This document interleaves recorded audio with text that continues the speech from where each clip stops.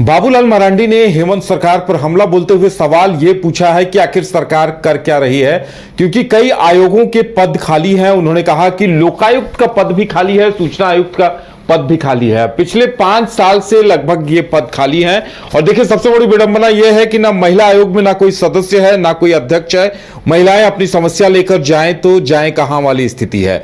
तो बाबूलाल ने सरकार से पूछा है कि आखिर सरकार 5 साल से इन पदों को खाली क्यों रखे हुए है। अब दोबारा जब सरकार अपने दूसरा कार्यकाल शुरू हुआ है, उसके बावजूद सरकार क्यों नहीं इन मुद्दों को समाधान कर रही है, इन पदों पर नियुक्ति कर रही है। यह सवाल बाबूलाल मरांडी की तरफ से खड़ा किया गया है। ज्यादा जानकारी के लिए इस वक्त अमित हैं। अमित, देखिए, बाबूलाल मरांडी विपक्ष की तरफ से यह सवाल उठाया गया है कि लोकायुक्त और सूचना आयुक्त के पद खाली हैं। और देखिए, महिला आयोग पिछले लगभग 3-4 सालों से वहां भी पद खाली है। अब समस्या यह है कि समाधान कैसे हो समस्याओं का। लोकायुक्त और सूचना आयुक्त संवैधानिक पद है, महिला आयोग भी कहीं ना कहीं संवैधानिक पद है, और यह गंभीर सवाल है।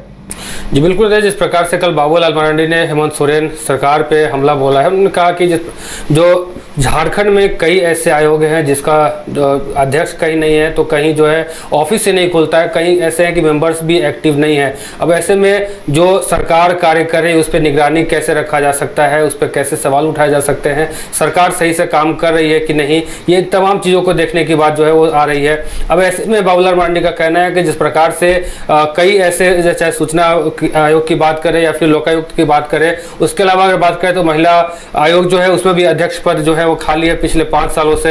ऐसे में महिलाओं को भी काफी परेशानियों का सामना करना पड़ रहा है। साथ ही बाबूलाल मरांडी का कहना है कि सरकार कैसे कार्य कर रही है उस पर भी निगरानी रखने के लिए कोई नहीं है। तो ये इन तमाम चीजों को लेकर के बाबूलाल मरांडी ने साफ तौर पर कहा है कि जल्द से जल्द सरकार इस पर काम करे, अन्यथा फिर आगे का जो है हम लोग रणनीति तय करेंगे।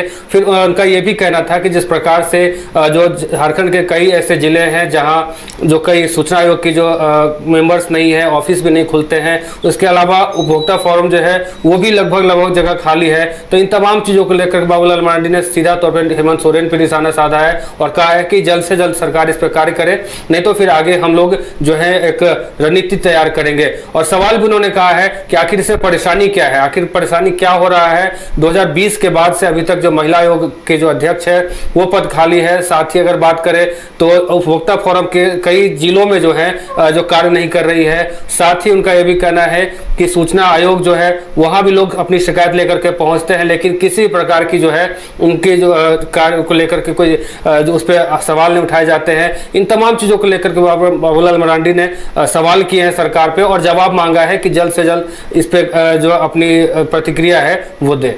अमित, देखिए, एक बार लोकायुक्त को लेकर राष्ट्रीय स्तर पर आंदोलन हुआ था। लोकायुक्त की अवधारणा ही इसीलिए थी कि इस तरह के जो विवादित मामले होते हैं उनका समाधान हो। इसी तरह से सूचना आयुक्त, जब भी आप सरकारी विभाग से या कहीं से भी सूचना मांगी जाए और सूचना कुछ गड़बड़ आए या सूचना ना मिले, तब सूचना आयुक्त की एक महत्वपूर्ण भूमिका होती थी।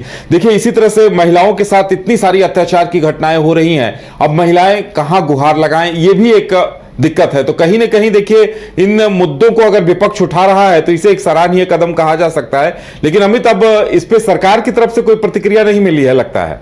जी बिल्कुल, जिस प्रकार से बाबूलाल मरांडी ने कहा कि महिला आयोग में भी कई महिलाएं जो हैं अपनी समस्याओं को लेकर के जाते हैं, लेकिन जहां अध्यक्ष ही नहीं हो तो फिर वहां इन तमाम महिलाओं को अपनी शिकायत को लेकर के जाने का क्या मतलब निकलता है। उन्होंने कहा है कि 5 साल हो गए लेकिन अभी तक जो महिला आयोग के अध्यक्ष है उसका जो है चुनाव नहीं हो पाया है, वहां अध्यक्ष का पद खाली है। और ऐसे में झारखंड के जो महिलाएं हैं अपनी पीड़ा है, वो अपनी जो समस्या है वो लेकर के जाती है, लेकिन वहां जो है ताला लटका पड़ा मिलता है। यानी कि जो आयोग है वो एकदम सक्रिय नहीं है। पिछले 5 सालों से हेमंत सोरेन जब पहली बार मुख्यमंत्री बने थे, उसके बाद अगर कह सकते हैं उसकी दूसरी बार जब कार्यकाल में आए हैं, उसके बाद से लगातार ये पद खाली है और पिछले 2020 से ये पद खाली है, 5 साल हो गए।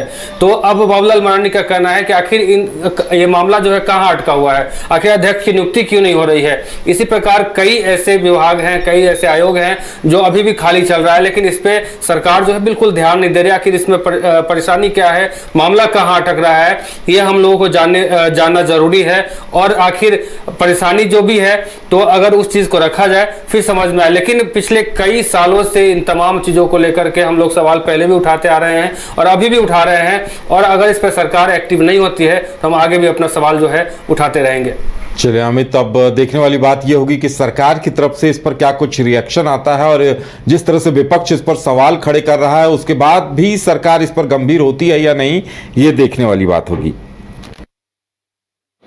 पिछले 5 वर्षों से, जहाँ तक मुझे याद है कि पिछले 5 वर्षों से लोकायुक्त भी पद खाली पड़ा, कोई नियुक्ति ही नहीं।